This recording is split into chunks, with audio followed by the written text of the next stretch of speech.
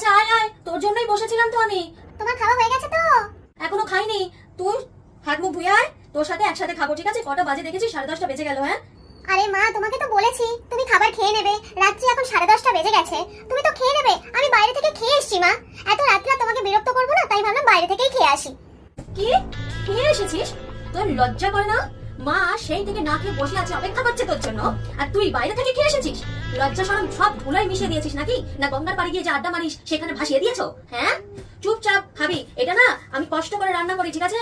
খেয়ে দে, তারপর তুই কি খেয়েছিস আমার জানা দরকার নেই। খেয়ে দে, তারপর ঘুমোতে যাবি, বুঝলি? ঠিক আছে নাও, পরের দিন থেকে বাড়িতে এসেই খাবো। আজকে তুমি খেয়ে নাও। খেতে দাও, আমি চলে এসেছি। হ্যাঁ এসেছিস? আচ্ছা বলছি যে, হ্যাঁ কটা বাজে দেখেছিস? সেই 10:30 আগে তুই আর ঘর ঢুকবি না, বল? আমি আর তোর জন্য রান্না বান্না করতে পারবো না, ঠিক আছে? আমি খাবার দাবার খেয়ে নিয়েছি, তুই নিজে বাইরে থেকে খেয়ে আসবি এবার থেকে। আমি প্রত্যেকদিন না তোর জন্য হাত পুড়িয়ে রান্না করতে পারবো না। ইয়ার কি পেয়েছো?